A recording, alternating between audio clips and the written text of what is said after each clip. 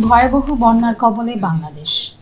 প্রতিদিনের মতো আজকে আবারও আমরা হাজির হয়েছি ভোরের পাতা বার্তা কক্ষ লাইভে। আপনাদের সাথে আছি তাসনবা ঐশী এবং আমার সাথে রয়েছেন নুরুল ইসলাম খান। নুরুল ইসলাম খান আমাদের আজকের প্রথম যে শিরোনামটি রয়েছে এবং সবচেয়ে উল্লেখযোগ্য শিরোনাম এটা। আসলে ঐশী, আপনি যেটা বলতে চাইছেন যে ভয়াবহ বন্যার কবলে বাংলাদেশ, আসলে হঠাৎ করেই এই বন্যা হানা দিয়েছে। আসলে এটা প্রাকৃতিক দুর্যোগ না ভারতের যে ফারাক্কা বাঁধ রয়েছে সেটির কবলেই পড়লো কিনা বাংলাদেশ।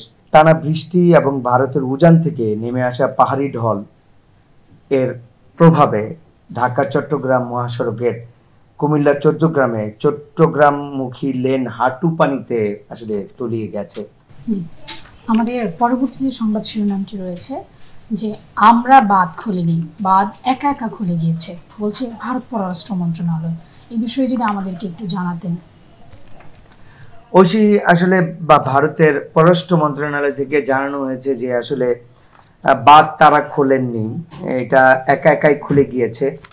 পানির যে স্রোত এবং খুব প্রাকৃতিকভাবেই খুলেছে এমনটাই আসলে ভারত জানিয়েছে। বাংলাদেশের পূর্ব সীমান্তবর্তী অঞ্চলে ভারত কোনো বাঁধের মুখ খুলেনি, অতিরিক্ত পানির চাপে সেটি একাই খুলে গেছে বলে দাবি করেছে। আর আসলে এমন বিবৃতি আমাদেরকে আরো আহত করেছে। আসলে ভারতের সহযোগিতা প্রয়োজন ছিল, আমাদের পার্শ্ববর্তী দেশ, কিন্তু তাদের এমন একটি সময় আমাদের হঠাৎ করে বন্যার কবলে পড়ায় আমরা কিন্তু আসলে অনেক বড় একটি বিপদের সম্মুখীন হতে যাচ্ছি।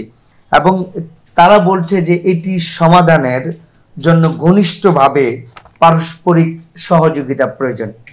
তারা হয়তো ইঙ্গিত করছেন যে আমাদের সাথে তাদের যেই সম্পর্ক উন্নয়ন বা উন্নতির প্রয়োজন, এমনটাই কিন্তু আসলে তারা ইঙ্গিত করছে। আসলে এই সমস্যার কারণে ভারত বাংলাদেশের সম্পর্ক কি আরো অবনতির দিকেই যাচ্ছে বা যাবে কিনা সেটা আসলে ভবিষ্যতে বলে দিবে। জি, ধন্যবাদ আপনাকে। যে ভারতের ওষুধ কারখানায় বিস্ফোরণ হয়েছে, এতে নিহত হয়েছেন 17 জন। তো এই বিষয়ে আপনি কতটুকু জানেন একটু আসলে আমরা খবরে দেখেছি যে ভারতের ঔষধ কারখানায় ভয়াবহ বিস্ফোরণ হয়েছে এবং সেখানে প্রায় 17 জন নিহত হয়েছে। এটি অবশ্যই দুঃখজনক একটি ঘটনা। ভারতে এমনিতেই অস্থিরতা চলছে। গত 2 সপ্তাহ ধরে পশ্চিমবঙ্গে আরজি কর ইস্যু ঘিরে কিন্তু আপনারা জানেন যে খবরের শিরোনামে ভারত রয়েছে। এর মধ্যে যোগ হয়েছে ত্রিপুরার নজিরবিহীন বন্যা। সেই বন্যায় বাঁধ ভেঙে বাংলাদেশে কিন্তু আসলে ভয়াবহ পরিস্থিতি হয়েছে। তারই মধ্যে এবার অন্ধ্রপ্রদেশের আনাকাপাল্লে শহরে একটি ঔষধ কোম্পানির কারখানায় ভয়াবহ বিস্ফোরণ খবর পাওয়া গিয়েছে। এতে 17 জন নিহত হয়েছেন এবং 41 জন আহতের খবর আমরা পেয়েছি। ভারতীয় সংবাদ মাধ্যম এবং আন্তর্জাতিক সংবাদ মাধ্যম এই খবরটি গুরুত্বের সহিত প্রচার করছে।